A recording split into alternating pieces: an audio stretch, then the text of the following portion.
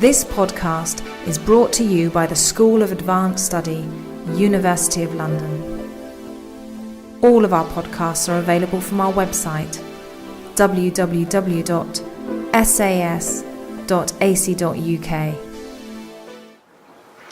Well, ladies and gentlemen, welcome once again to those in the room, and for the first time for those joining us online for this first session in our digital history seminar here at the IHR. It's a great, well, firstly some housekeeping. Should those of you in the room and indeed online be users of Twitter, we have a dedicated hashtag for discussing the proceedings today, which is DHIST, that's D-H-I-S-T, so do please join in with that. If you'd like to, and there's an opportunity to pose questions to the speaker, which we'll group together here in the room and pose on your behalf. And so it's my great pleasure to introduce our speaker this evening, Matt Thompson, who comes to us down from the University of York. He's just in the kind of neverland of expecting a Viva after a recent submission of a PhD, which was work associated with the picturing the imaginary geography of the Great Western Railway project at York with Professor Colin Duval, part of the Beyond Text project. And his title for today is From Which to Taste the Vicarious Holiday, Railway Marketing, Digital History and Collaboration. Matt. Thank you very much. Evening. A short introduction before I get into the meat of it. I've worked for most of my career within museums, in the museum sector. My background is in archaeology. We were just discussing the relationship between historians and archaeologists. But I think the background in archaeology is one of the things that's given me quite an interest in digital techniques, digital methods within research and what have you. Also trained in forestry and all sorts of other things, which I think have also added to a real interest in the landscapes that we see around us and what constitutes a natural landscape, which is pretty much the starting point for my project. In 2008, I was fortunate enough to receive funding for a collaborative doctoral project jointly between the University of York and the National Railway Museum. Funding came from the Arts and Humanities Research Council and was part of their Beyond Text programme. The funding stream was interested in supporting research that went, as the name suggests, beyond text. So music, dance, activity, performance were all included. Some really interesting and some deeply left field projects. It was a perfect platform really for the proposed research, which was based very heavily on visual as opposed to textual sources. This talk is based on the research that I carried out and the perhaps limited use I made of digital techniques to better understand the sources I was working with. However limited, it goes on to discuss the role of digital technologies in the wider context of my historical research and public dissemination within a museum context. It then explores the role of digital technologies in making museum collections accessible to researchers and the public, before highlighting some of the most recent and, in my opinion, most exciting uses of GIS and other digital technologies within the field of museum interpretation and historical research. So what was the project? Well, the title I actually settled on, slightly different to the one that was put out there, was Picturing the Tourist Utopia of the Great Western Railway, or the GWR if I'm allowed, and it was based entirely on an in-depth study of the ways in which the GWR used images of landscapes and locations in their advertising and marketing material from the 1890s till nationalisation after 1947. And the word utopia was a hard one to get past my supervisors and colleagues, but I thought it accurately summed up the idealised nature of the world that the GWR constructed through their use of landscape imagery, as opposed to one they simply depicted. I fully understand that it comes with a lot of philosophical and literary critical associations, but I wanted a term I could use to distinguish this material, this corporate imagining of a landscape, from notions of an imaginative geography, which is the original title. I now see imaginative geography as very much a personal construction born out of the encounter of individuals and groups with the world. It's more existential. Whereas the sources I was looking at were corporate. They were contrived, and to a great degree they were engineered. They were commissioned, chosen and published with a commercial imperative behind them, namely to maintain market share that was under increasing pressure during the interwar years and to drive up, or in reality maintain, share value.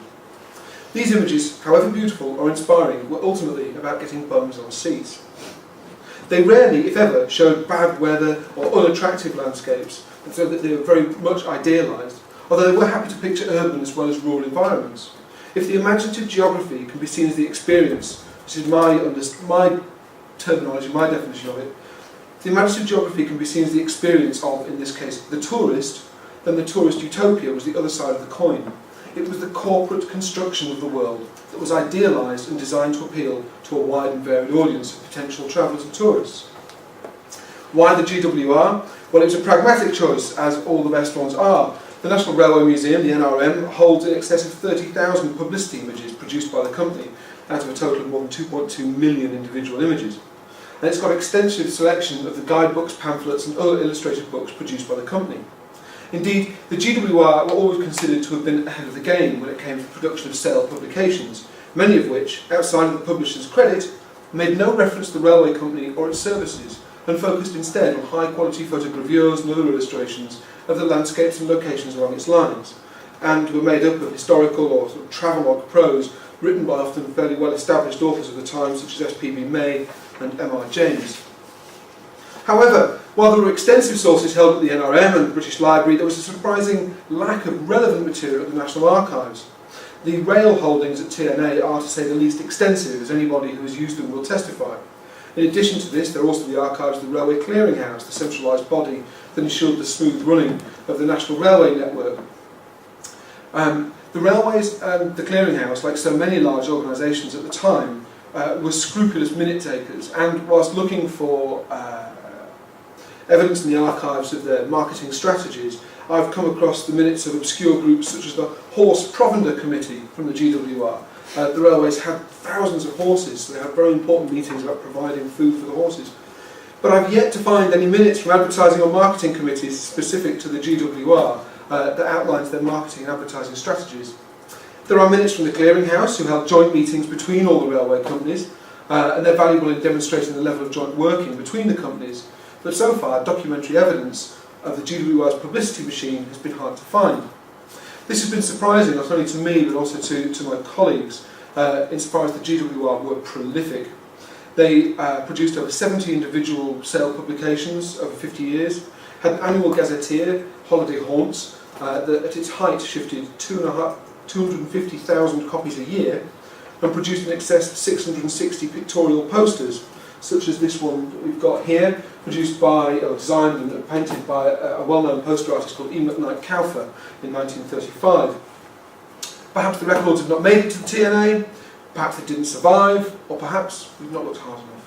Whatever the case, it's added an extra element, an extra challenge to the project, and what Richard Dworkin might describe as intention retrieval. To generalise grossly, and I will do, for a long time it was thought that marketing was pretty much a post-1945 import from the US, and that before this time Great Britain was awash with advertising that focused more specifically on individual products. The work of Schwarzkopf and others have successfully challenged this theory and shown that there was as much transatlantic influence in the other direction from the late 19th through to the 20th century. My research and the work of my colleagues at the Institute of Railway Studies and Transport History at York fits in with this and makes use of railway publicity, which is in itself a vast body of work that's previously had little in the way of in-depth scholarly attention. There are thousands of books on railway history out there, from the broadest and most popular histories of the railways in general, or specific companies, to the most obscure volumes and pamphlets covering minor branch lines, and the number and arrangement of rivets on the tender of a Princess Coronation class locomotive. Included are a handful of good general works on railway advertising, focusing, in the main, on posters. There is, however, a much smaller amount of academic research into railway advertising. I'm thinking just offhand, really, Watts and Harrington have both written some of the most sort of cited and most sort of looked at papers on the subject. As an aside, I've begun to think, whilst I was carrying out my research, that the very attractiveness of many of the railway posters has led to them not being studied quite as deeply as they might be. The bright colours and bold designs mean that they dazzle and distract, and, as they were originally intended to do, they transport the viewer to a real or imaginary holiday land.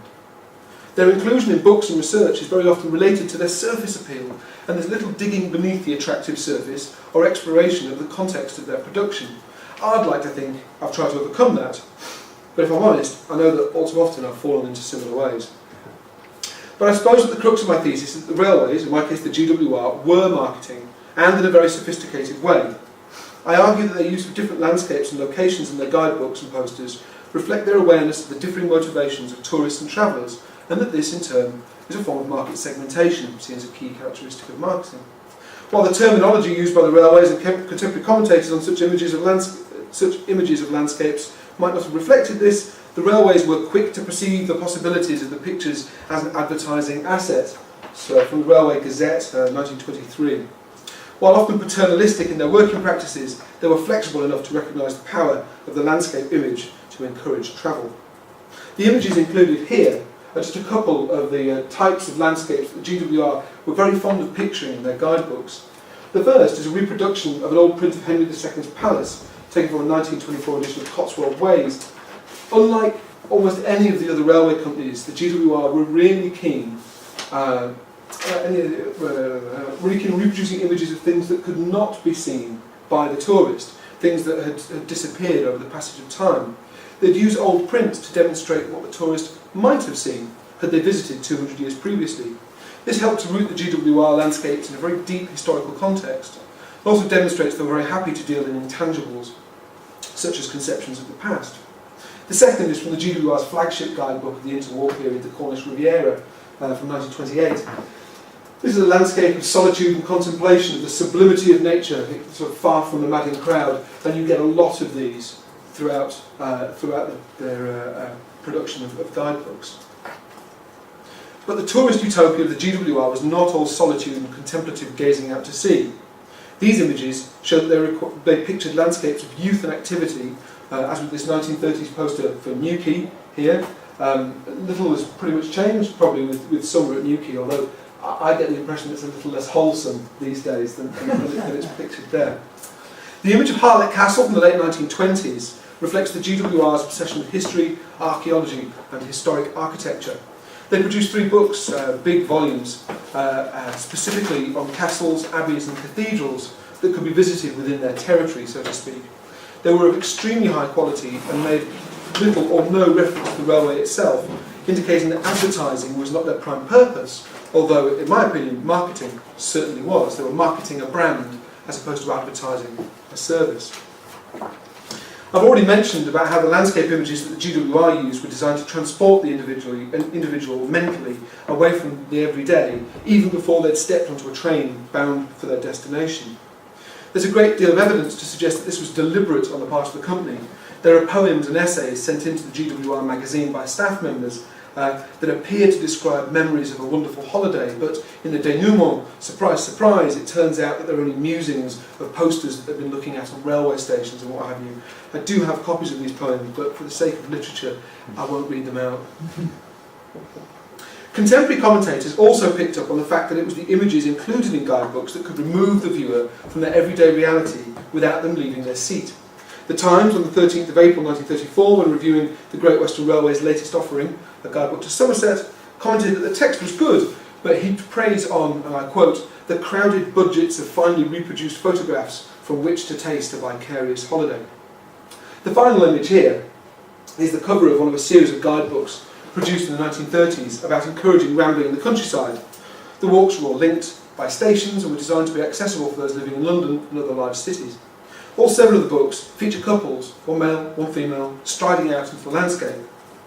After that one, which is the first in the series, the covers changed ever so slightly, and the couple were always pictured in shorts with knapsacks, maps and boots, the good companions of the countryside writer Tom Stevenson of the 1930s, and the primary tools of David Matlis's citizen geographers of the interwar period going out and exploring the countryside.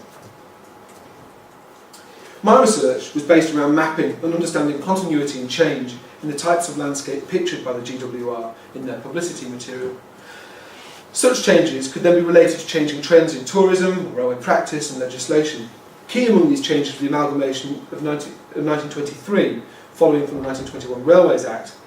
In this way, it became possible to understand more about the context of production of the images and what meanings and associations certain landscapes carried with them in certain periods. In 1923, there were 123 railway companies prior to 1923. After the amalgamation, there was just the big four main railway companies, and that was the state of play until nationalisation and the appearance of British Rail on 1st of January 1948.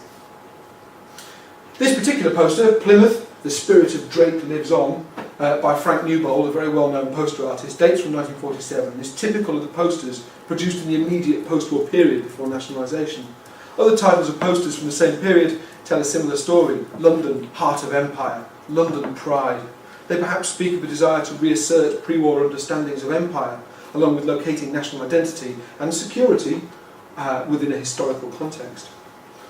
I always find it interesting that they're doing this at the same time. By 1951, sort of Festival of Britain, there was a real embracing of sort of modernism, but the railway companies, well, certainly the GWR, seem to be sort of going against the grain there slightly. For instance, talking about continuity and change and the types of landscapes that they used, images that could be considered sublime, such as moorlands, sweeping hillsides and mountains, were particularly popular pre-1914, as in this image from 1904 of the cheese ring. These landscapes tended to be unpopulated, or where there was a figure included, they appear almost only there to add a sense of scale, and they're often dwarfed by the landscape around them. I've argued that these images represent a novelty of place, whereby a landscape or location was deemed worthy of notice by a tourist and inclusion in the guidebooks, simply because of its difference to the everyday landscape that a tourist might encounter when they're not on holiday. Tourist manuals of the period stress the importance of difference, and the holiday landscape is often set up in binary opposition to the everyday, work-centred landscapes of home. However, during the interwar period, the landscapes become less and less centred around individual engagement with the environment itself, and more about the ways in which the tourist could act alongside or interact with other tourists. The GWR's guidebooks become filled with landscapes of activity, such as in this image from 1935. I put forward the notion that these images represent a shift towards a novelty of behaviour, where the key element of the tourist experience was what one could do in the landscape that was different, not simply the difference of the landscape itself. But I'm sure you're asking, what's all this got to do with digital history? As you may have guessed, I'm not a digital historian in any sense of the term, or even possibly much of a historian. My natural habitat is the museum, and when I took a break from the museum sector to undertake my PhD, it was fascinating to see how the collaborative nature of my research project meant that digital methods and techniques used within the museum environment quickly became important in my own work. On a most basic level, the fact that I was working with a museum meant that I needed to become familiar with their holdings, or I already was to a degree, and to be able to search hand lists and catalogues to find the information and the sources that I wanted. The NRM had a long tradition of working with volunteers, and one of the projects that both volunteers and staff have been involved in was conversion of original photographic and drawing registers from the GWR and other railway companies into digital databases. For example, the GWR B series negatives, which is the majority of their publicity shots taken by their own in-house photographers, consisted of just over 17,000 images. That was my basic sort of source, as it were. The register was a large leather-bound book that was in use from the early 1900s right up until nationalisation in 1947, and it obviously related to the negatives that were held in the NRM's collections now. Most of these were on glass plates, some was nitrate stock, differently held by the museum. The fact that this register had, over a period of years, it took that long, been converted into a database meant that searching locations, landscapes, notable people or activities were the work of minutes and not hours. We're all familiar with using online catalogues, but very often, once the desired item has been located, its contents must be searched manually. The NRM, like any accredited museum, but even more so as a publicly funded body, has an obligation to make more stuff accessible to more people, as the NRM's head of knowledge and collections succinctly put it to me once. And this meant, rather than just list the ledger as an item, its contents also needed to be listed to enable the public to gain access to it. Such projects attract, or until recently attracted, both funding and the allocation of staff resources as museums work towards making their collections accessible and engaging with various target audience groups. Key performance indicators, KPIs, the dreaded KPIs, are established to assess how well museums are engaging distinct audiences, such as young people, families, or minority groups who might be seen as non-users of museums, galleries, cultural heritage as a whole. But it must be remembered that, amid all this popular engagement, that the academic is an audience too, and one that many museums are keen to work with. The accessibility strategies that have been at times criticised for dumbing down museums are sometimes the very things which facilitate academic research. And at the heart of these strategies can be digital technologies. And with the NRM, these enabled vast collections of images and drawings and pictures, all sorts of other items, that would have been too unwieldy, almost unwieldy to the point of impossibility, to be searched and interrogated easily and quickly. But there were other ways in which digital technology was used to study these images. Out of the 30,000 plus images that made up the bulk of the GWR collection, only a small number were ever actually published in their guidebooks or used, say, as the basis of a poster design. The vast majority of the images were simply stored in their negative boxes, unused, until they were eventually accessioned into the collections of the NRM. About 3 years before my research began, a funding opportunity based around allowing access to previously inaccessible collections meant that the NRM was able to begin digitising large numbers of their negatives. The GWR collection was considered to be a priority for a number of reasons, and these previously unseen images began to be systematically digitised, allowing them to be viewed in the sort of positive sense for the first time in recent memory. The NRM, incidentally, the NRM are often criticised by some quarters for not having their photographic collections available online as scans. I was discussing this with a senior curator who was actually one of my supervisors a while back, and we worked out that if one individual could scan, caption, retrieve and put back 20 negatives in a day, scan them at suitably high resolution, that it would take well over 200 years to digitise the entire collection. So we try and stress patience when people are getting frustrated with the fact that all the collections aren't online and searchable. However, the scans produced of the GWR images allowed me to understand more about the agency, the context of production behind the images included in the guidebooks. They allowed me to make some progress on the road to intentional retrieval. The limited captions and dates associated with the negatives showed that when a GWR photographer visited a location, a landscape, village or town, they generally took 6 or 7 shots of that location. Out of these shots, invariably only one would be published in a subsequent guidebook or in a staff magazine. This left 5 or 6 images not used or rejected, but that could now be compared with the published image taken on exactly the same trip to that location. For example, this image, the village of Alaford, along with the following three on the next slide, was taken in September 1934. This is actually a scan of an original print. This is how it appeared in the magazine, but it's been subsequently cropped slightly. And it ran in a series of images called Types of Great Western Countryside, which we'll come back to later on, a series of pictorial supplements in the staff magazine. The cobbled bridge, the unmetalled road, and the boys sitting enjoying the sunshine, the old cottages in the background, all speak of a village that's nice and quiet, quaint, old-fashioned, unspoilt, and has its roots deep in the past. A wonderful, quiet place to visit. Now, these are just 3 of the images from exactly the same trip that weren't used. We get a different impression of the place. Starting from here, we can see the bridge again, just here, but from slightly further away.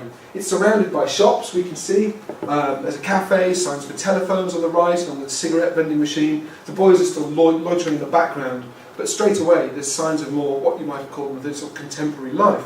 Technology and advertising is present, and the campaign to protect rural England fought an ongoing battle against the appearance of advertising in the countryside throughout the interwar period, so much so that Shell actually, in a rather clever tactical move, withdrew all of their advertising and just plonked it on the side of their trucks instead. The image at the bottom shows the bridge again, right in the distance, but even further away. This time we get even more of the modern world, as it were, in the shape of tarmac roads, road signs, cars and telegraph wires. I found actually through a study of a lot of these negatives after they were digitised that they would obviously spend a great deal of time painting out telegraph wires and signs and bollards and all sorts of things on the backs of the negatives before they used them to try and remove these from the landscape that they would include in their guidebooks. Alaford is a village very much that's connected to the modern world through its infrastructures of mobility and communication.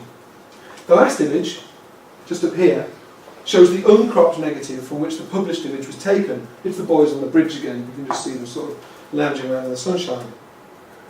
Not too bad, we might think, but interestingly, the sign to the right, just up here, advertises a cafe that proudly boasts seating for 150 and free parking down around the back.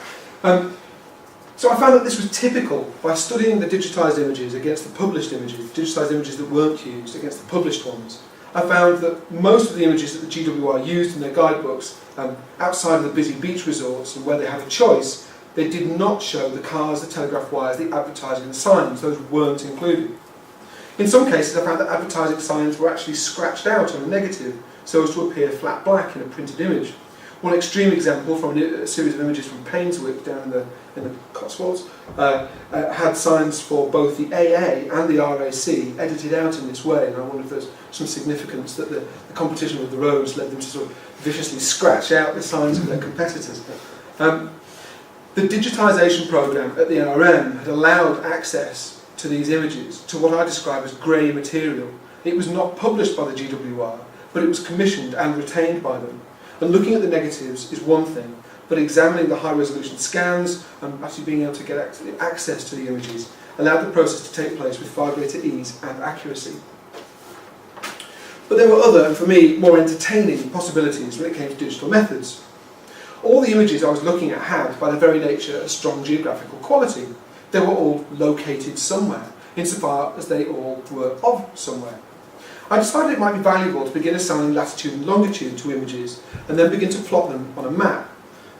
I've not had any formal introduction to or training in GIS techniques, nevertheless I sort of blundered through, and to all intents and purposes this was a sort of GIS approach, and one that I thought might throw up some interesting results.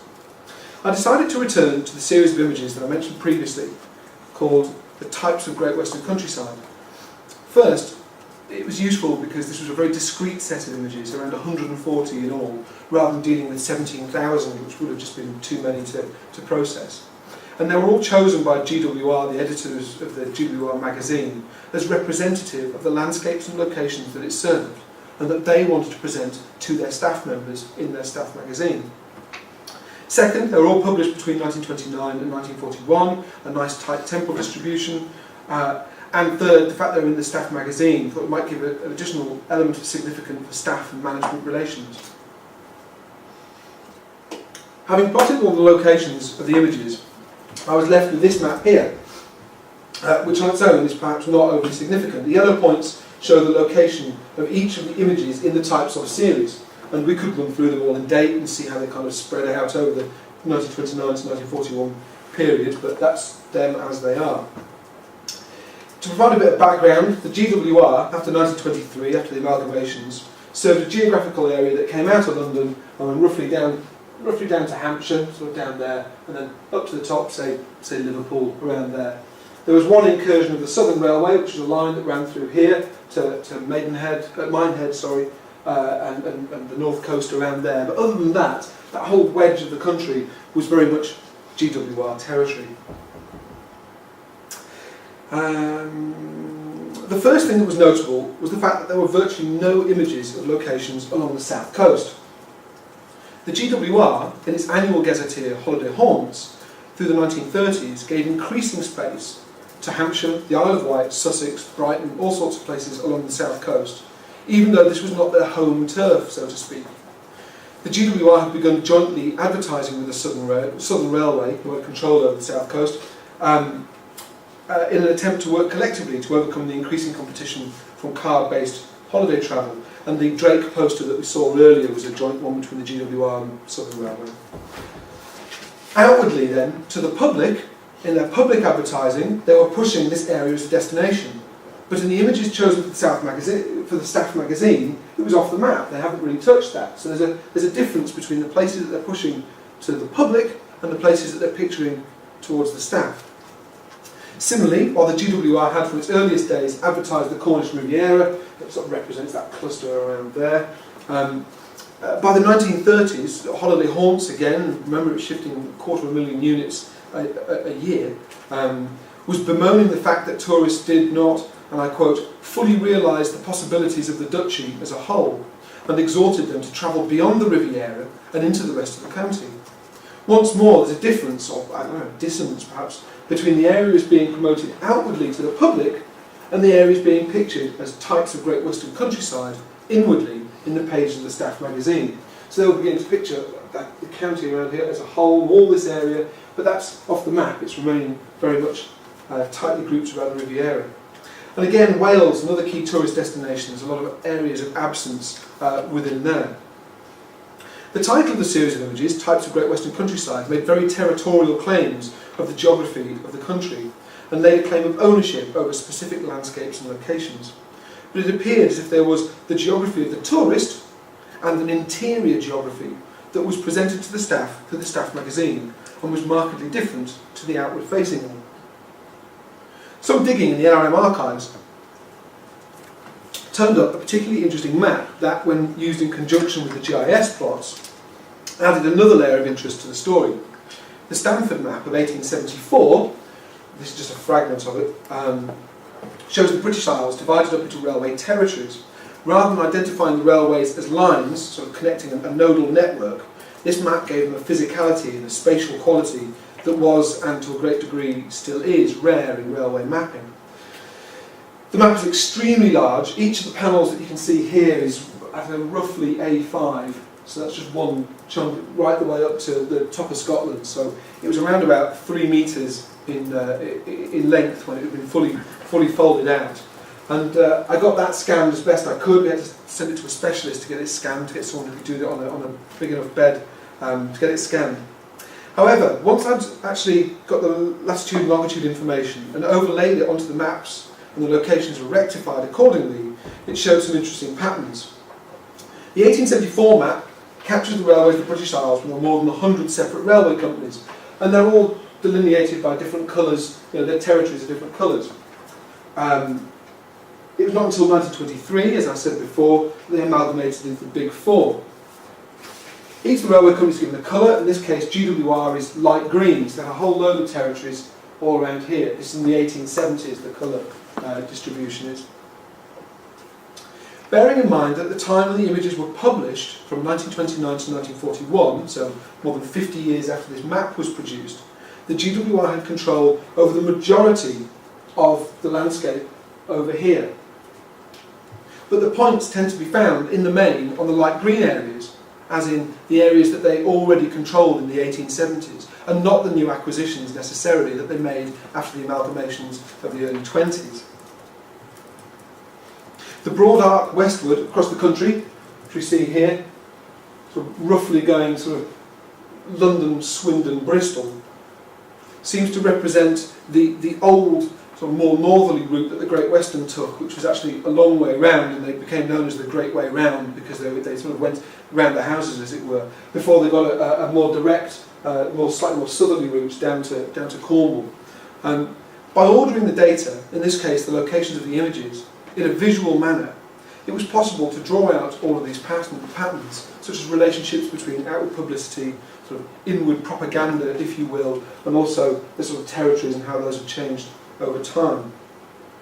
And we could understand more about the ways in which the GWR made use of landscape imagery. The notion of an interior geography existing within the corpus of landscapes and locations pictured by the GWR would have been a particularly difficult one to identify simply by taking the images at face value. Only by examining the sort of metadata, the geographical data associated with the images, could I sort of order that information and present it in a way that makes it sort of immediately obvious to me. I might add that the notion of an interior geography of the GWR was further supported by face value study, by a very superficial surface study. The images that were prepared for the public showed a whole range of landscapes, certainly in the 1930s, villages, cities, towns, wild landscapes and busy seasides with surfing children and what have you. The images used in the staff magazine were invariably small-scale, parochial, rural, village images, so they discounted the kind of the overtly tourist images and sort of edited those out in the images that they presented back to the staff. I'm afraid you'll have to read the thesis to get the full conclusions, but suffice, and only 3 people will read that, but again, one will be my mother. To get the full conclusions, but to suffice to say that in making use of very basic GIS techniques, they were very complicated to me at the time, it allowed the sources to be examined in a manner that provided a more nuanced understanding of their agency, context of production and their application. I hope these examples have shown the ways in which digital technologies and methodologies can creep into any research project and allow for new avenues to be opened up as a result. This wasn't a digital project by any means, but by using these techniques, enabled the work to progress and to become more nuanced. Working collaboratively with a museum as a non-academic partner not only opened up new opportunities for funding research, but also allowed for the techniques and strategies employed by one partner to be appropriated and explored or perhaps exploited by the other. For the final part of my talk, I'd like to just briefly explore some of these further opportunities and these further avenues that can be opened up both within the museum and the academic environment. Staying with the NRM for just a minute, my PhD was part of a wider research project under the collective title Commercial Cultures of the Railways, which looks towards understanding more about the cultural contribution made by the railways to life in the British Isles in the 19th century.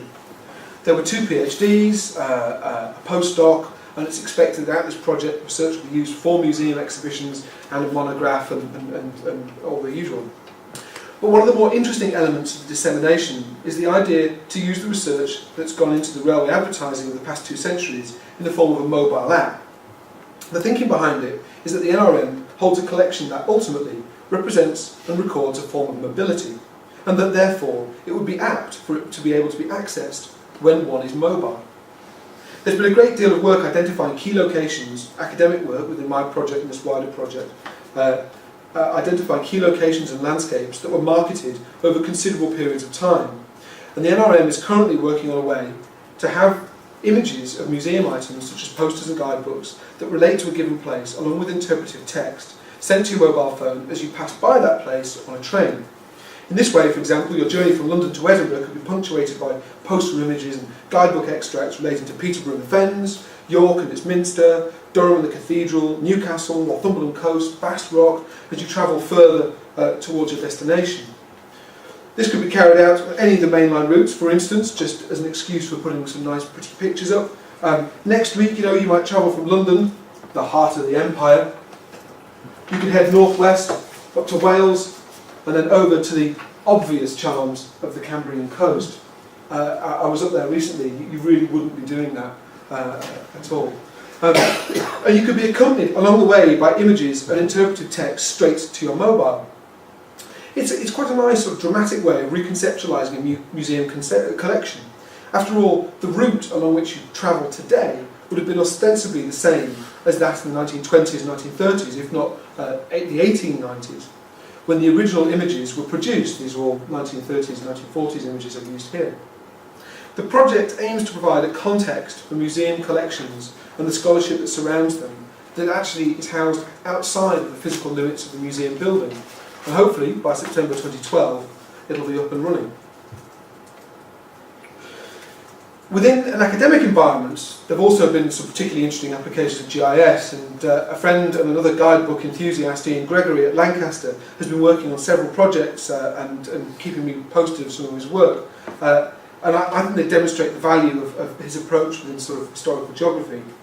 He's kindly given me permission to share some of the results and the images of his work in the next couple of slides. For example, this one here, some images that came out of mapping trends in religious change within Ireland. This is looking at sectarian violence and shows civilian deaths in Belfast during the Troubles from 1968 to 2001, separated out by Protestant civilians and Catholic civilians. The deeper the blue, the higher the number of fatalities over that period of time. Such work really allows the newspaper reports that we read and the statistics that we might look up in books and histories of the subject and have quoted to us at seminars and lectures to be ordered and represented into a sort of geography of violence that's both shocking but powerfully accessible. You can really see that in one gaze. You can see the different areas and where those things take place and the places that they relate to. Returning though to guidebooks, Ian and his colleagues have also been looking at ways to convert prose text into GIS information so that they can then plot historical movements through landscapes, through guidebooks or accounts of travel historically. This shows how the text can be marked up to indicate that a place name has been mentioned. So you see here, he sallies off. This is Coleridge's journey through the lakes in 1802. I sallied off over the bridge, through the Hopfield, through the Prospect Bridge, so there it's marked up, it's place name. Added to that is other elements of metadata, the date he visited, who he might have been with, and what the title of that particular section and where it comes from in his book. This is all then marked up into Excel spreadsheet so that we can get a whole list of the places visited, dates he visited, and where he went to from there. You can get the whole list like that. But using Google Earth, historical journeys can then be plotted and represented visually. Here we've got the same extract from Coleridge, so we've got sallying off through the Hopfield, the Prospect Bridge or what have you, up round there, moving through here, allowing for a detailed map to be built up that can represent both the quantitative, as in when, where, and the qualitative data, sort of visually, what he's saying about a place and how he experienced it. So there you go, day 1, 1st of September 1802, it was a Sunday, that's when he got there, and that's where it comes in his text. Ian's latest project, to start early next year, will be based around exploring how to further exploit textual sources within a GIS environment and to develop the skills needed to examine qualitative data, such as guidebooks and other prose from the 19th and 20th centuries, alongside quantitative data, such as mortality rates and socio-economic change in related geographical regions. I'd like to close not by stating a series of conclusions. After all, some of these conclusions aren't mine, and others aren't really conclusions at all. I'd like to sort of explore, just recap really, on the sort of journey that I've taken through my research and the avenues that have been opened up for me through collaboration with a non-academic partner and in my exploration and use of digital techniques. It's been about the ways in which history and historical geography have responded to developments in digital technology, and there are, I know, of many other projects out there making equally good, if not far better, use of such techniques than I ever could in technologies. But this talk has been about my understandings of how exploring such techniques has altered my approach to research. I've begun to think far more about the ways in which information is presented to us. I'm currently running a small museum and interpretation up in York. Interpretation is of huge importance to us. Digital technology and GIS can provide ways to present complex information in a visual form that can be easily comprehended in a short space of time, and that makes it ideal for museum interpretation.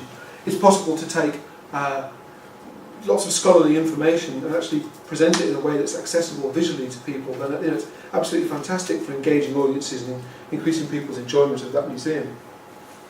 Ours is a collection of historic and contemporary textiles and is of itself highly visual, but my research has led me to look at other data, the metadata associated with the items, such as region of production, ethnicity of the creator, how far the items travelled during its lifespan, who's owned it, and what the family relationships are between those ownerships.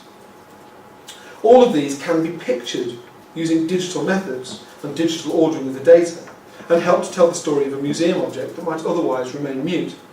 The same, I feel, can be said of historical sources. From an academic point of view, I feel it's begun to allow qualitative data to be analysed in a more systematic way. It's also had a significant impact on the ways in which findings can be disseminated.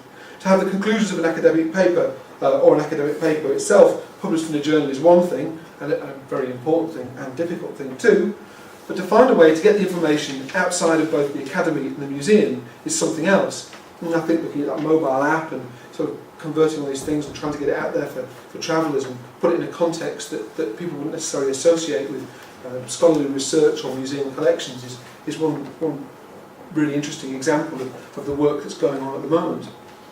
Not only can sources be ordered and interrogated in new ways, but the findings themselves can be introduced to new audiences who are themselves digital natives as opposed to digital migrants like myself. I hope this has been interesting and worthwhile, and thanks for your time. If you've got any questions, I'll happily take them. Thank you. That's great. Shall we save our applause to the end? Not that it isn't deserved, richly. Questions, ladies and gentlemen?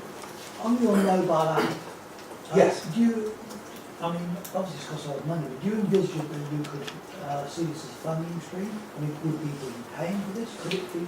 Or is it going to be a sort of free thing? If you could repeat the question for the Oh, yeah. that would be brilliant. Yeah, sure. Is the mobile app going to be free or is it going to be charged for? Yeah, I mean, there's quite a fundamental philosophy here, isn't there? You know? I'm not entirely sure because the development of that is going to be resting, the actual nuts and bolts development of that is resting within the museum. We just did the research.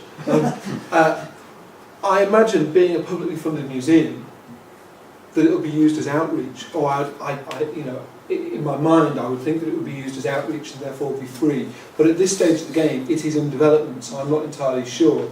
But certainly, the national museums are free to enter, and this is all about getting the collections out there, and more stuff, more available to more people, or whatever the quote was. So I'd hope free, but I'm not sure at this stage in the game.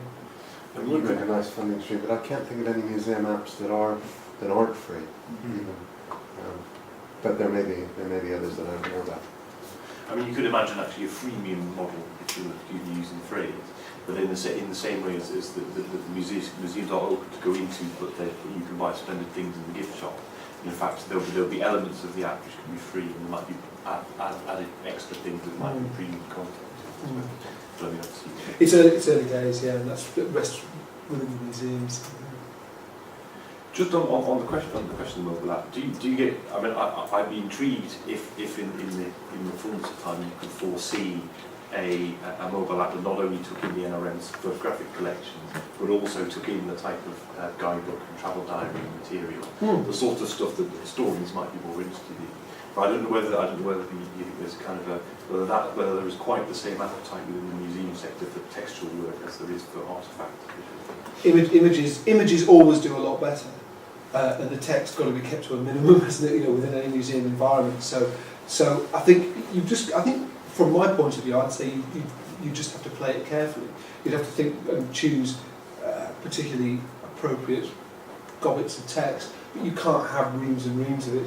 But yeah, I mean, I think sort of thinking about Ian's research, looking at Coleridge and what have you, there's no reason why these things can't be tied up. And I think one of the nice things at the moment about it is that whilst there's very, very serious research and very serious amounts of money funding it, there's an element of sort of playfulness, which I really like. Playfulness in the way sources are being used and the way they're being put out there for people to explore in their own way.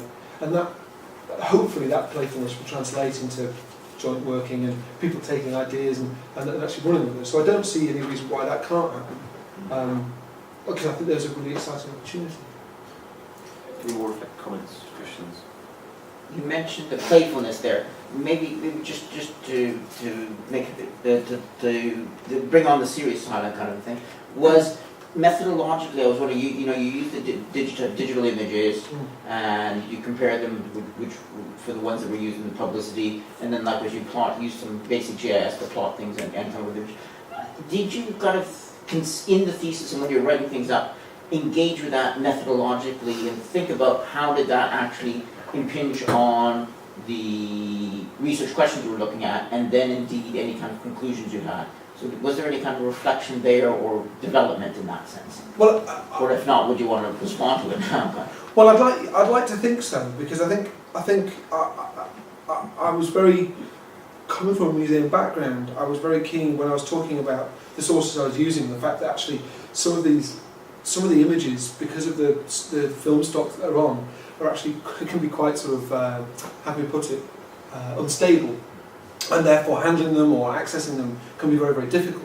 And I was very keen within the thesis to actually include discussion about collections care and the sources themselves, and why certain sources were difficult to access or impossible to access.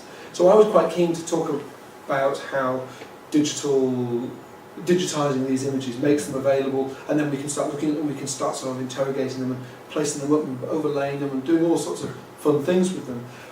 But I think I realised that within a sort of more strict kind of historical PhD, that wasn't necessarily seen to be a relevant. It was interesting. That wasn't necessarily considered to be a relevant part of the discussion within my PhD. So actually, whilst I did write about that, a lot of that got edited out through discussion.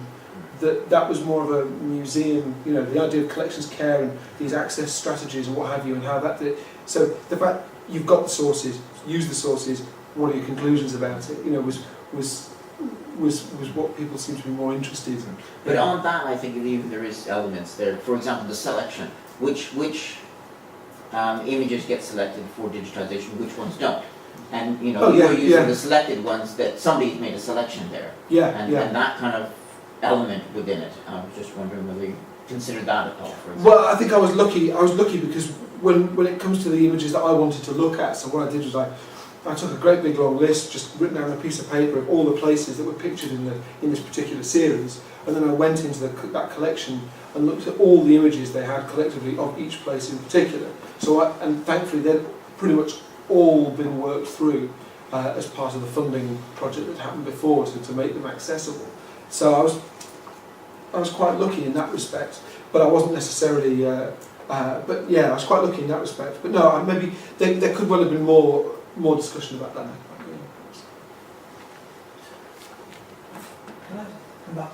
I must say, when you look at, if you're abroad, you look in sort of shops, you see all these postcards for sale, the old postcards advertising the roads all across Europe. One I think is interesting is they all present what you describe, this ideal picture of Europe before the war, glamorous trains, wonderful age of travelling, no stress, wonderful landscapes, and also, you probably know, the New Zealand Railways magazine from the same period you're discussing is now digitised. Right. Okay. And it's interesting that they are presenting what you described, this ideal picture of travelling, and I'm sure it's not a real country, it's a sort of semi-real country. What they want you to think will be the experience of travelling by train.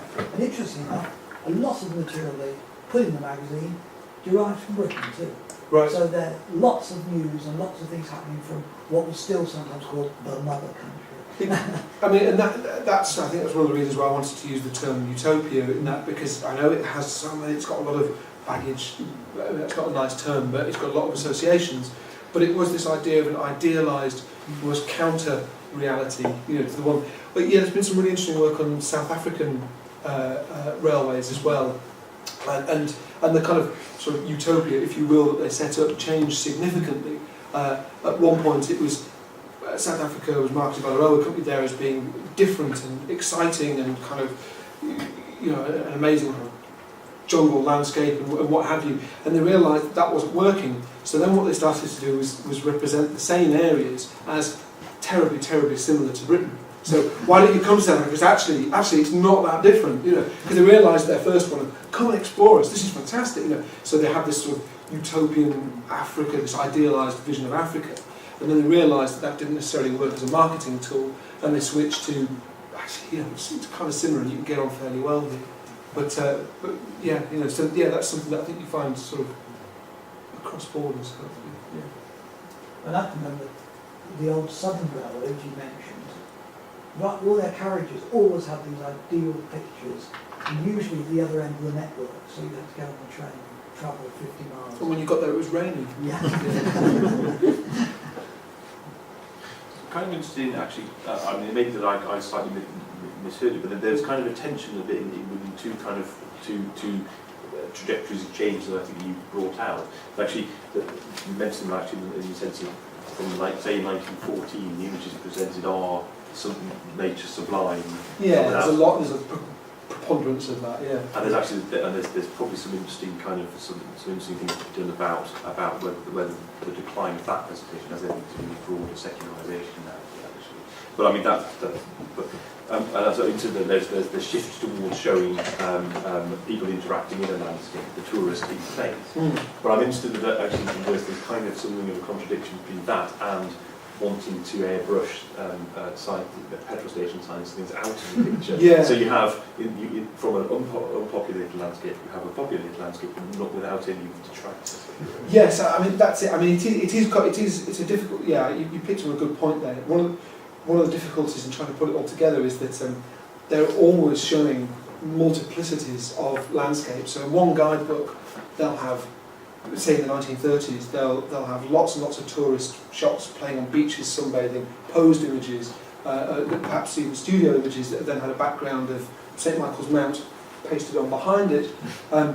They'll also have some of the kind of pre-1914 style ones, but only some. I mean, pre-1914, the passenger, the tourist, is hardly ever pictured. Hardly ever pictured. So that's the biggest change. But you've got three or four, real strong sort of varieties of landscape that come through there. But alongside that, when they are looking at the rural environment, then they are when they picture the rural environment, they do appear to be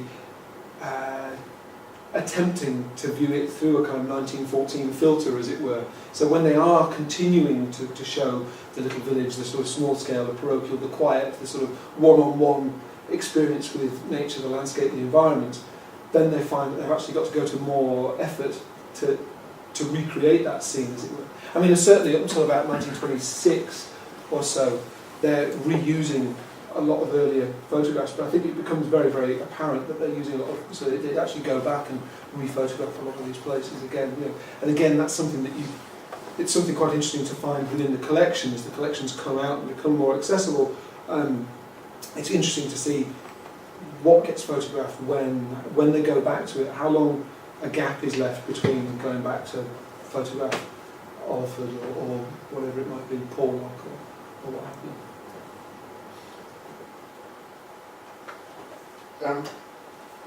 And I don't know if this is just the posters that you showed us, but there's no pictures of trains in any of them. No, that's a very good point. It's a really good point. And that's the first thing, I mean, that again, I didn't mention that in here, but there we go. I tried to, but yeah, absolutely. I think, sorry, no, go on. So I'm just curious what you think that's about and why they're, Well, there are images of trains, and there's some very, very famous poster images of trains. There's one called a very famous poster from 1939 called Speed to the West, which is, and certainly a lot of the North Eastern Railways posters celebrated technology of the new streamlined locomotives coming out in the 30s, and they're very iconic, and you probably all know them if you saw them, But certainly within the GWR context, and actually in a lot of the other guidebooks and what have you of the other railway companies, railways are kept at arm's length. Certainly earlier, going back into the 19th century, when you got guidebooks, and they weren't produced by the railway companies themselves at this time, the technology is celebrated. The technology, the infrastructure, the kind of classical arches of the Sankey Viaduct or this, that and the other, they revel in it, and they're fantastic. The sort of engravings of Bourne in the 1830s and 1840s, it's all about the infrastructure and the building of it. But you'll find from about, if I remember rightly, I have to go back, that's chapter 3, that is, from around the 1870s, it starts to drop out, and you start to see less and less of the infrastructure, less and less of the track, the stations, the vehicles. And I think that's, from a sort of prosaic point of view, that's, I see, is the beginning of when they start marketing things. They're marketing brands, they're marketing destinations, they're marketing something that they don't own. They don't own the Cornish Riviera, but they're marketing the experiences that you could have there, these wonderful things that can happen to you while you're there. The infrastructure is almost taken as a given. And I think it's a really interesting point, certainly when you say, oh, well, I'm looking at railway posters, oh yeah, you're a train spotter. Wow, it's amazing. There's very little of the technology in there, and I think it is very interesting. And I think it's I'm sure there's psychological things going on there, but I think the railway ceases to be a novelty. It becomes everyday. It becomes part of the everyday landscape and your interaction with that landscape. And they start focusing on the experiences that you can have. They focus on the notion of the journey and the destination. They're selling something they don't own. Somebody once pointed out to me the difference between McDonald's advertising and Burger King advertising. Burger King actually shows you pictures of the food frying, and they're selling the taste of the food. I mean, McDonald's is selling a lifestyle. So Yes. There's two ways of doing this, and it seems like the railways move from one where they're trying to kind of sell themselves as kind of an exciting experience traveling on the railway. I think there is that. Then to a kind of selling a kind of lifestyle that you can have by traveling on the railways, which doesn't involve the railways. It involves these kind of idyllic spaces. I think that's it, and the railways were kind of late to the party in one sense, because people were producing, independent publishers were producing guidebooks and maps and bits and bobs way before the railway companies realised, hang on, we could get in on the act. They already started in sort of the early 1890s, but before that time lots of people had been doing sort of authorised guidebooks to X, Y and Z. And when the railways got in on the act, the images of the railway did significantly drop. And there are some really interesting and very beautiful bits of work. There's also some terrible photographs. A lot of the GWR photographers were taking pictures of wagons and engineering items coming out of workshops for 9 months of the year, and then in summer they'd probably be given like a pass, and they'd say, right, we'll go down to Cornwall and take pictures of Cornwall. You know, so they weren't necessarily particularly good photographers sometimes. They were used to engineering photography, so composition was something that was a bit foreign to them. But yeah, you don't see a lot of that, and that is very significant. I wonder if there's another explanation as well, alongside the marketing one, to the absence of the infrastructure and the training themselves, which is about concerns about the effect that new railway buildings are having on the landscape, because obviously the railway is not always popular when it arrives. And so is there a sense in which actually the railway companies can portray the unspoiled landscape as if it doesn't have a railway in it, in the sense it's actually part of the message. Because you don't say, you wouldn't sell it, if people are not welcoming the arrival, it actually wouldn't necessarily be as popular. I think that's very true. But what's really interesting is, again, looking at this, from thinking back in my sort of the PDF of the thesis that I've got in there, that's something the railway relatively quickly becomes naturalised into the landscape. You see quite a lot of images produced of cattle being, startled and running away, and farmers looking grumpily, saying, "Oh, it's going to sour all my milk, this railway coming past." But very, very soon, you've got the railway as a very beautiful addition to a natural environment. Think of the images of Revilius and this, that and the other, where you have wonderful little trains poopling through. The poetry, is it R.S. Thomas? What's the one of the station where he stops? And so within poetry and art, the railway becomes naturalised at about the same time. These trajectories sort of cross over at about the same time as the car becomes very popular. And certainly in the 1920s there was quite a lot of concern about what was going to happen to the countryside because of the petrol engine of the car and all these day trippers going out and leaving litter and all these awful things. And in reading some of the literature at the time, it seems that when they look back at the railway, they say, oh, the railway really wasn't that destructive. The railway didn't really destroy the village life, the village community. It allowed the village to get to the town. It allowed the people in the town to get to the city. However, the car, well, that's terrible. So you're right, what they do is that, when in the 1830s, the railways were seen, or the 40s or what have you, the railways were seen as the bad guys. They suddenly they now have their own whipping boy in the shape of the car, and it's, cars are destroying the place, and look how sustainable we are, and they become the sustainable ones. So yeah, there is a really interesting tension there.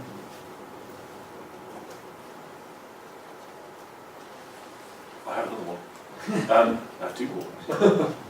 As a chain of duty. I'm interested whether you can see any parallels and differences between railway advertising and the motoring guidebooks that we're talking about at the same time, iconographically and otherwise, just following on from that point. Well, it's a bit beyond your... Well, it's not. Well, actually, the sort of funny, there's quite a bit of talk about motoring pastoral, you see, and that notion that comes out in the interwar period of the way the landscape, your mode of mobility and how that impacts on the way you experience and you interact with the landscape. And I think it's a really interesting question.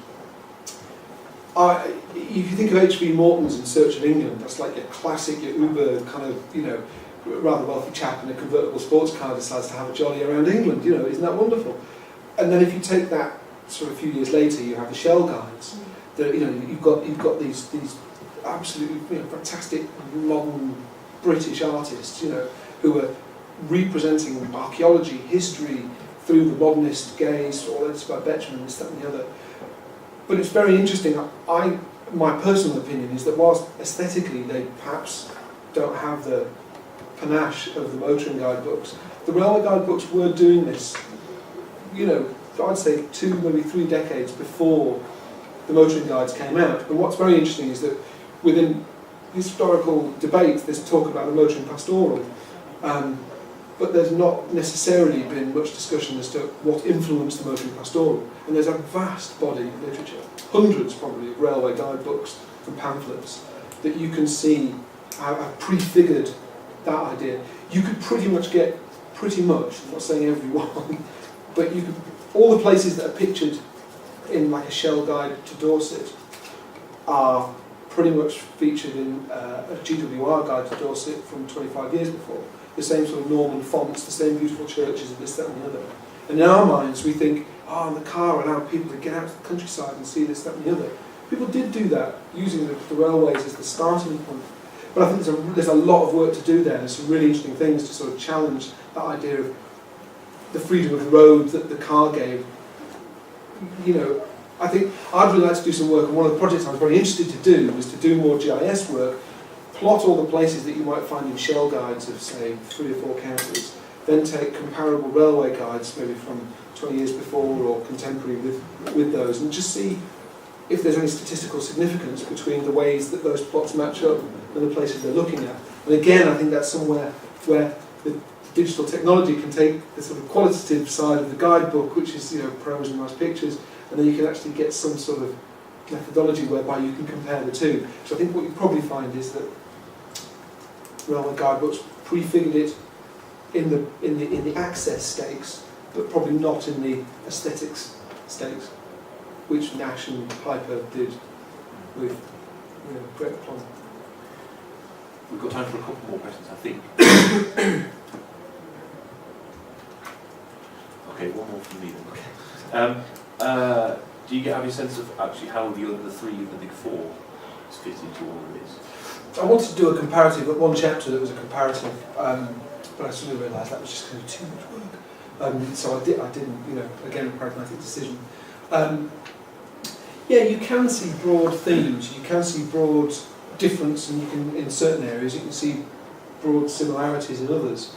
But I think there's a lot of work that needs to be done there, because behind the look at the images and this, that and the other that the GWR might have used, there's also a fair bit of work that previous historians, and we build on that and take that in, have looked at management styles, labour relations, this, that and the other, the corporate structure of the GWR as a company.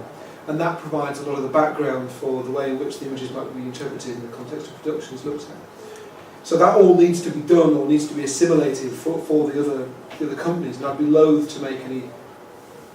It's unlike me to not make generalised sweeping statements, but I think I'd be loath to do that on camera. But I think there's lots of really interesting work that can be done there. Because it would be interesting to see whether in fact a move towards a more sophisticated marketing strategy is something that someone far-sighted in the GWR has picked up, or whether it's in fact happening more widely. I mean, certainly, and if it happens more widely, which happens first, and do they rate each other and that sort of thing. Certainly, looking at the kind of industry journals, Railway Gazette, Railway Times, and something other, very detailed weekly publications that came out. It looks like a lot of the railway companies started at about the same time, within 2 or 3 years of each other, because as one was doing it, I think the Great Eastern could possibly be put as one of the earliest. Great Western followed on the heels, and then everyone else sort of caught up, but it's how well they did it, because you get some really, really pedestrian, if that's not mixing my metaphors, you get some really pedestrian railway guides, there you go. You get some ones that are less attractive and less sort of punchy, But it would be, I think that again, that's work that needs to be done to sort of look at that and take it apart. And it'd be particularly interesting to look at places like Scotland, because then you've got all sorts of bizarre Victorian kind of colonial ideas of what Scotland is as a nation, and this, that and the other. So how is that then portrayed to the English as a holiday destination? And what's the kind of continuing hangover of that into the 50s, 60s, 70s and even today? How, there's some really interesting advertising today of Scotland as a holiday destination, and I'd be really, if anyone wants to fund it, I'd be really interested to look at the how much of what we see today, how similar or dissimilar it is to the 1890s, 1900s, and on. So there's loads of really interesting work can be done there. Sorry, explain that. You talked about the project that allowed the museum to digitise a lot of these images. Yes. Are they not online, or fractions of them Yeah, online? They're all online now? Yeah, a lot of them are online through the Science and Society Picture Library, which is because the NRM operates, it's part of the National Museums of Science and Industry, which includes Science Museum, Railway Museum, Media Museum in Bradford, a couple of other sort of stores and other satellite museums and what have you. So what used to happen was there was a dark room, and people would they'd go through ledgers, and they'd find a negative might be brought out, and then a chap in a dark room would print off an 8x6, and off they'd go. Now what happens is no dark room, scanned, they go to a central space, which is the Science and Society Picture Library, where those can now be accessed and can be ordered. You pay for it and you get a print. So yeah, they are. But you're only looking at a small, tiny fragment of the NRM's total collections. Right. Yeah. So like I say, sorry. Because I'm curious if they've ever thought about doing any kind of crowdsourcing of that process you were talking about. That would take one person 200 years. Because lots of museums and archives and collections are starting to do this with. They're getting over that kind of fear of letting people engage with the material online and doing some of the same processes they might have done in a museum, where they have volunteers who come in and do record, update record cards and that sort of thing that are allowing it to happen remotely. So how would that work, say, with digitising images? Well, the images would have to be digitised. Yeah, that's the big stumbling block, I think. Yeah, it's an expensive process, but It's the description of the image that you could have done. You could do captioning with exactly with crowdsourcing, for example. Captioning and I think that would be a really. I mean, I think I agree. I agree entirely. I think again, in the spirit of playfulness and the spirit of I think it's something really important. But it is very, very difficult coming from if I speak with a museum household, it is difficult to let go. Do you know what I mean? It's really difficult to go. Yeah, okay, we'll let you. That's a very difficult thing to because you can leave yourself open to criticism. But I think it's probably. I think it's always worth experimenting. From a personal point of view, it's great. But you can build that criticism and feedback into the systems, which I think is what more and more people are doing. So you allow people to sort of tag or caption whatever you have online that hasn't been, and then you say, well, you also allow anybody else who's registered to say, is this right? Isn't this right? If somebody flags it up, then a curator goes and looks at it. So there are ways you can almost crowdsource the correction of the crowdsourcing. Right. Yeah. I mean, yeah. Well, I think it'd be a really interesting project. I think it would be a very interesting project. But you do need the images online. You do need the images online, and it can be difficult. Yeah, within the orthodoxy of museum practice. But I think it would be a very interesting way to progress it. And you could use the limited number of images that are already there as a pilot to investigate that process, and if you can then demonstrate sufficient public engagement in what's there, then it provides leverage for funding for digitisation. Yeah, that's a good thought. Yeah. And things kind of roll into each other. Yeah. Time for one more possible West. Plenty of time, but for one more. That's one thing. The railway companies always had great store in naming their engines. And if you go around your railway museum, you see all the splendid name boards. Presumably that was part of the marketing strategy, when they seem to name them castles and manors and Yeah. presumably was that to get you to travel to those places? Well, I think I don't know. I looked into that, and I think there's an awful lot that can be said about it. I think that by naming a locomotive is an idea of esteem. I think what that is, it's like nailing your colours to the mast.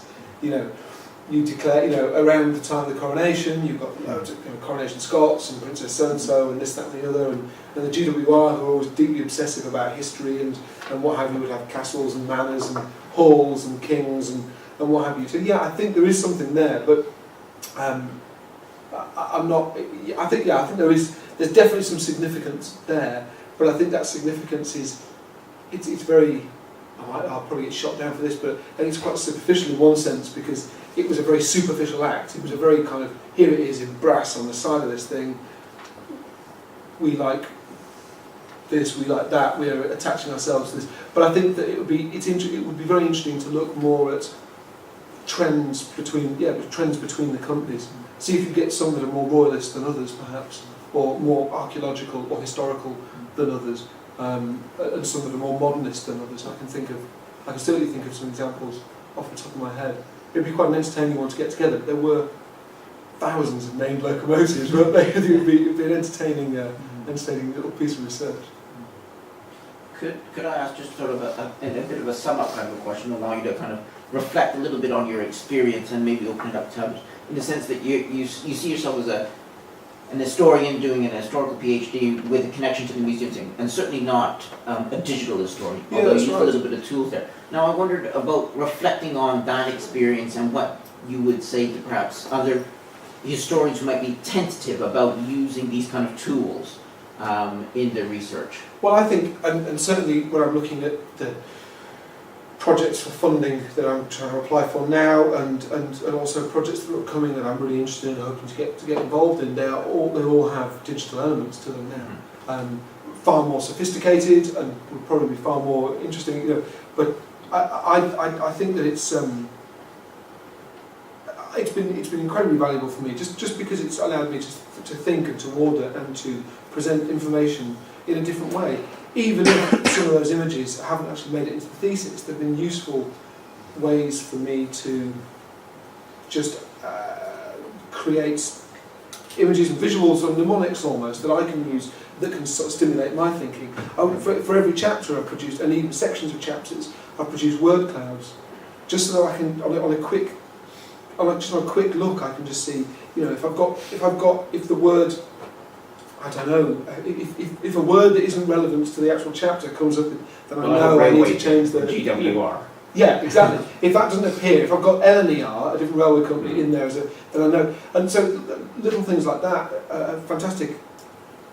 Did you get anything? Sorry to interrupt you there, but did you get anything interesting come out of the word clouds? Unexpected, serendipitous in a sense. Yeah, I think the word authority came up a lot. Wow. The word authority came up a lot when it came talk, and that is something that I was aware of within the management practices, and certainly instruction and other areas. I'd talk about paternalistic management practices and what have you, but certainly structures of authority was a term that came up far more often than I thought it would. Well, I wrote it far many times than I thought I would. So occasionally things like that would come up. But that, again, you see, that doesn't make it necessarily into the PhD, but it's just about the thought process and about the kind of just something to sense check and to what have you. But yeah, I think reflecting on it now, like I say, I suppose one of the nice things about it, and I'll go back to being playful, is that things can be very, very serious, and people, sources are sacrosanct and this, that, and the other. And they are, if you're working with medieval roles and this, that, and the other, they are, and you have to be incredibly careful. But the beauty about sort of metadata is that you can play with it and fiddle with it, and you don't cause any damage to the actual sources, the actual things that you're talking about. So you can poke it and twist it and pull it in different directions in a way that you can't do somehow, that I feel you can't do when you're maybe more orthodox in the sources and the way you sort of reverence that might be given to them. Putting your museum hat on, you'd never allow someone to do. Yeah, no, absolutely. Yeah, exactly. Yeah, that's it. And I think that's one of the things that gives you new avenues to open up. Like I say, the stuff in here wasn't necessarily groundbreaking. It was for me. It was just like, wow, I can do that. What a great idea. And then I could find some significance in what was happening. Or I could certainly justify what I saw. And that was hugely important. Yeah, hugely important to me. Yeah. I have to say that's the first time I've ever heard anybody talk about word clouds, and I thought actually that's a really good idea for how to use them. I hate them. Oh yeah. You see so many papers these days where people present word clouds as kind of evidence. You think no, that's the opposite of evidence. but I think that using it in a kind of editorial process is quite interesting. Because you can put as much text as you want in there. So I can put 20,000 words in there. How else are you going to do? How else are you going to be able to condense it? Like 20,000 words in one thing. I found it really fun. Yeah. If only to realise you have to use some more synonyms. Yeah. There you go. To expand my very limited vocabulary. Yeah. Thank you. Obviously it didn't happen to you, I'm sure it would to me. Yeah. Well, I know I overuse the word important when I do stuff, and so what I do is I do word searches. When I finish a chapter, I do word searches, but this would be much more efficient. Yeah. So, yeah. I was surprised. I thought it would just be a paragraph that you could copy and paste in there, and. But yeah, no, the whole shooting match could go in. You could stick the whole thesis in, and it just condenses it down. Yeah. Folks, unless there are any, if we have time for one more question, I think. Okay, in which case we should let Matt. We should go. So we're going to adjourn to the College Arms, I think, on Store Street, to buy Matt a well-preserved pint of beer. I have two housekeeping / advertising things to do before we close. I've been asked to announce the fact that the call for papers for next year's Anglo-American Conference of Historians here at the IHR is now available. The theme is Ancients and Moderns, and the theme is to look at how successive epochs of modernity since the Renaissance have situated themselves in relation to the various ancient civilizations. And the disciplinary take of that is intentionally drawn very widely. Abstracts and proposals for papers and panels close on the 1st of December, so if you're some time to go to that, should you be interested. The next session of this webinar is in a fortnight this evening, and we'll have David Thomas and Valerie Johnson from the National Archives, who will be asking the question, does digital change anything? Which I'm sure we shall get a fairly engaged audience for. And that's in the same room, and that's in the same room. We are indeed in this room, not unlike some unfortunate other IHR seminars this term, we are always in this room, which is great. And so it only remains for me to thank Matt for a splendid and illuminating paper.